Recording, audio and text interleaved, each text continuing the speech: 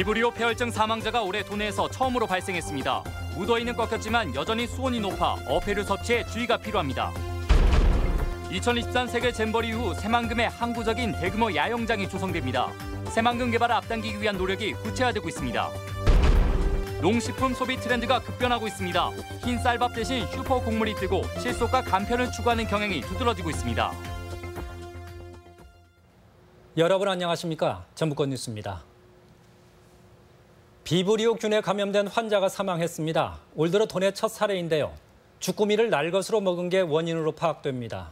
무더위는 한풀 꺾였다지만 10월까지는 어패류를 드실 때 특히 주의하셔야 합니다. 박연선 기자입니다. 전주 완산구에 사는 45살 A씨는 지난 21일 갑작스럽게 근육통과 발열 증상 등이 나타나 인근 종합병원에서 치료를 받았습니다. 이후 혈압 저하와 다리 부종까지 나타나 병원을 옮겨 수술까지 받았지만 지난 28일 결국 숨졌습니다.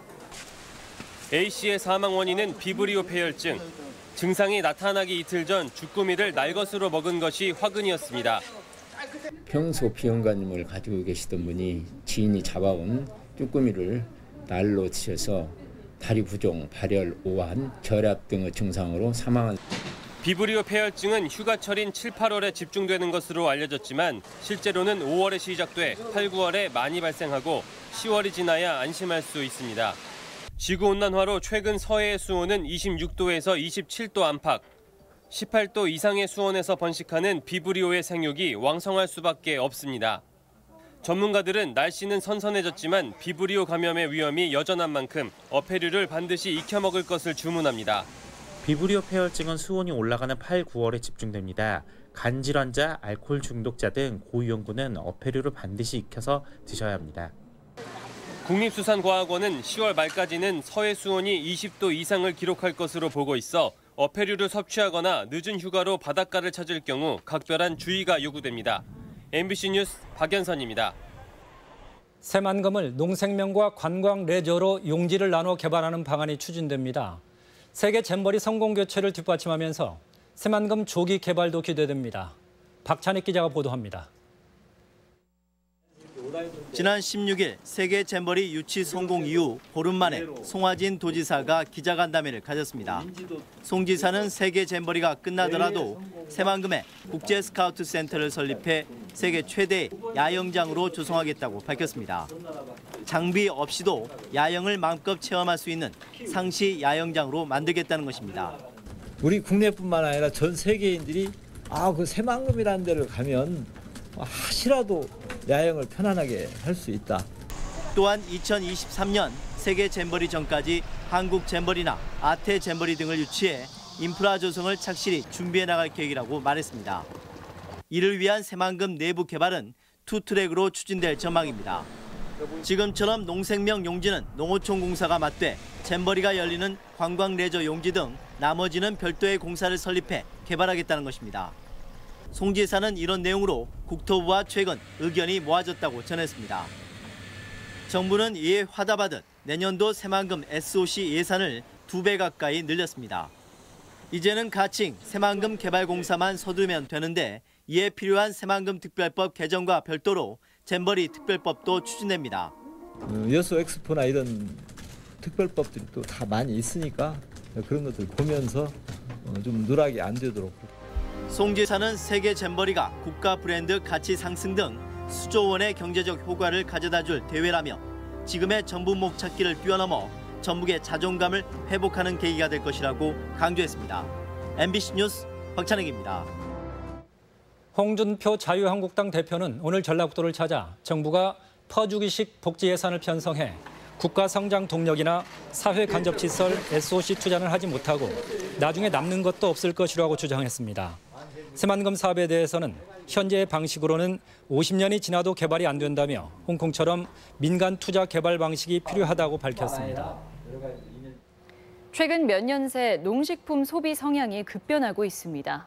흰쌀밥 대신 슈퍼곡물이 뜨고 실속과 간편을 추구하는 경향이 두드러지고 있습니다. 정태우 기자입니다. 각종 영양소가 풍부한 것으로 알려지면서 이제는 대형마트에서도 버젓이 진열대 한 켠을 차지하고 있는 슈퍼곡물. 고령화와 건강에 대한 관심이 반영되면서 귀리나 수수, 아마씨 등 슈퍼곡물 시장은 지난 3년간 무려 34배나 성장했습니다. 귀리도 많이 먹고 찹쌀 보리도 이제 많이 먹는데 이제 건강 때문에 물론 그렇죠. 뭐 다른 게 아니고. 농촌진흥청이 2010년 이후 도시 소비자 1,500가구의 가계부를 분석한 결과 가치 소비와 간편화 그리고 컬러 농산물과 슈퍼푸드의 강세로 요약됐습니다. 특히 소비 패턴의 변화는 농산물 색깔과도 밀접한 연관을 보이며 토마토와 체리 등 빨강색과 호박과 고구마의 노란색 그리고 보라와 검정색 농산물이 뜨고 있습니다.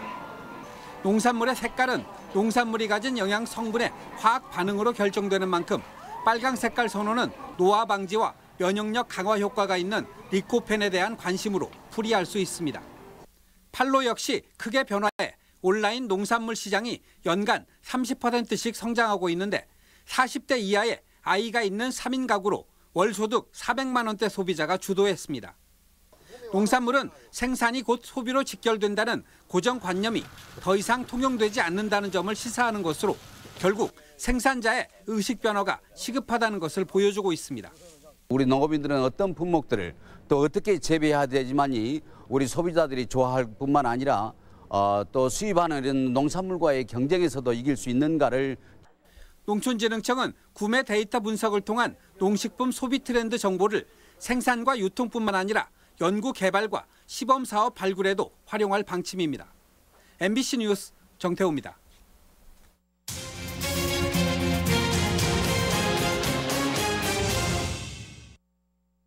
주택가 인근에 가축 분뇨 처리 시설이 예정돼 주민들이 반발하고 있습니다. 주변에는 식품 회사도 있는데 김재 씨는 정부 공모로 선정돼 어쩔 수 없다고 말합니다. 유룡 기자의 보도입니다. 무시하는 김제시는 박수하라!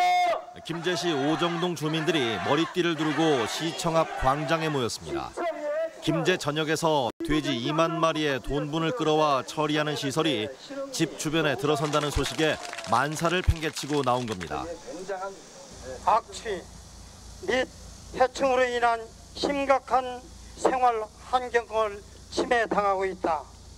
주민들은 마을 16군데가 있는 지역에 건축 허가가 난 것을 이해할 수 없다며 울분을 감추지 못합니다. 예정부지 근처에는 국내 굴지의 만두 공장까지 있어 분뇨 처리 시설은 지역 경제에도 악영향을 미칠 수 있다고 주장합니다. 햇삽 지정업체이며 신선한 제품을 만드는 회사입니다. 그런데 이 부근에 혐오 시설이 들어온다 그러니 이게 참. 김제시는 해당 업체가 정부 공모에 지원했기 때문에 규정에 따라 어쩔 수 없이 건축 허가를 내줬지만 당장 설치가 가능한 것은 아니라고 해명합니다. 또 주민들의 반대 의견이 많은 만큼 추후 선정되더라도 지방비를 지원하지 않는 방법으로 문제 해결을 추진한다는 입장입니다. 뭐 공사하고 뭐 하고 이걸 다 이루어질 걸로 지금 너무 속단들을 하시는데 그건 아니다 하는 것을 분명히 말씀드립니다. 김제 시내는 현재 크고 작은 분뇨 처리 시설이 이미 100여 개나 들어서 있는 상황. 근본적인 문제 해결을 위해서는 가축 분뇨 자체를 줄이기 위한 사육두수 저감 노력이 시급해 보입니다. MBC 뉴스 유룡입니다. 전주 대사슴놀이가 심사 제도를 대폭 개선했습니다. 심사위원 비리로 홍역을 앓던 대사슴놀이가 명성을 되찾을 수 있을지 주목됩니다. 이경희 기자가 보도합니다. 전주 대사슴놀이가 심사의 공정성과 투명성을 위해 심사 제도를 획기적으로 개선했습니다. 먼저 심사위원 추천위와 심사위원 선정위를 별도로 구성하고 각 부문별로 5배수까지 후보를 추천받기로 했습니다. 심사위원 구성을 전적으로 대사슴 보존회가 맡아온 관습을 없애 잡음을 막겠다는 겁니다. 예선과 본선 심사위원을 따로 두고 직접 제자나 육촌인의 친인척은 심사 회피 제도가 아닌 원천 배제하도록 했습니다. 비리로 얼룩진 그런 경연대회가 엄청난 상처를 주고 이 사람들에게 어떤 미래의 희망을 꺾는 좌절감을 안기는. 판소리 명창부 본선에서 청중 평가단을 도입한 것도 눈에 띕니다. 공헌성 평가가 되지 않도록 서류 작업을 통해 관련이 적은 청중을 참여시켜 공정성을 높이기로 했습니다. 아직은 전문가와 청중 평가 비중이 10대 3에 불과하지만 점차 늘려갈 계획입니다. 국악을 감상하고 평가할 수 있는 이런 규명창, 눈명인 이런 분들이 많이 늘어나면 이게 국악 발전에도 도움이 되고. 심사위원회 비리로 대통령상까지 박탈당했는데 올해 대회를 통해 체계를 갖추고 옛 명성을 되찾는다는 방침입니다. 공정하고 객관적으로 잘 마무리를 하면 그 결과를 통해서 내년에 다시 저희가 이제 훈격을 저희가 그 행정자치부를 통해서 심사제도 개선이 최고 권위의 국악 등용문인 전주 대사슴놀이에 전화위복의 계기가 될지 주목되고 있습니다. MBC 뉴스 이경입니다. 전북지방경찰청 광역수사대는 폭력행위 등 처벌에 관한 법률 위반 혐의로 전주 폭력조직인 북대파 조직원 37살 김모 씨와 나이트파 조직원 37살 이모 씨 등 11명을 불구속 입건했습니다. 이들은 지난 6월 23일 새벽 3시쯤 우화동의 한 도로에서 야구 방망이 등을 들고 집단 난투를 벌인 혐의를 받고 있습니다. 오늘 낮 12시 반쯤 무주군 무주읍의 한 도로에서 63살 정모 씨가 몰던 시내버스가 주변 농로에서 진입하던 콘크리트 펌프카와 부딪혀 시내버스 운전자 정 씨와 탑승객 21명이 다쳤습니다. 경찰은 펌프카 운전자가 좌회전을 하면서 주변을 제대로 살피지 않아 사고가 난 것으로 보고 있습니다. 오늘의 간추린 뉴스입니다.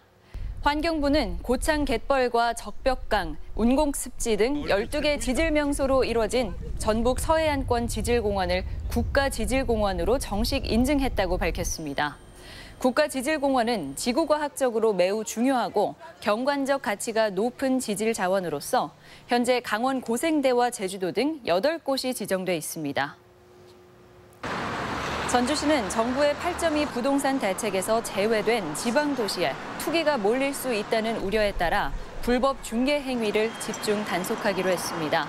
전주시는 당장 내일부터 시작되는 효천지구 아파트 2차 분양과 관련해 이동식 부동산 중개업소와 무자격 중개 행위를 단속하기로 했습니다.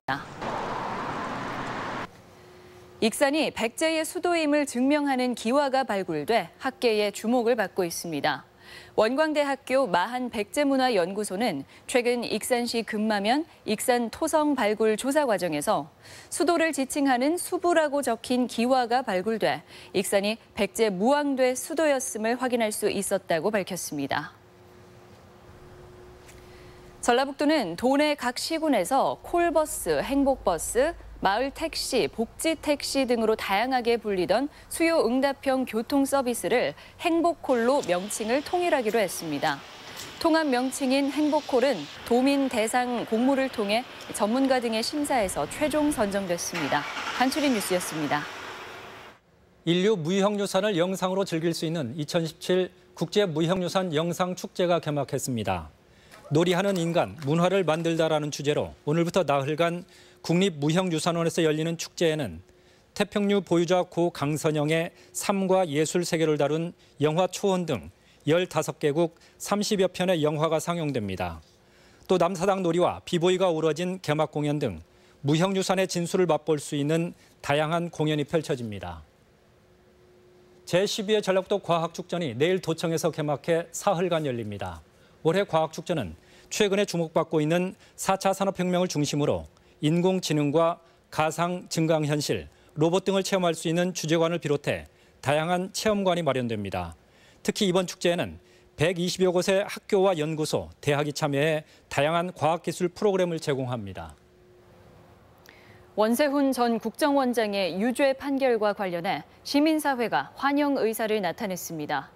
민주노총 전북본부는 지난 2015년 판결을 비판했습니다. 전북권 뉴스였습니다.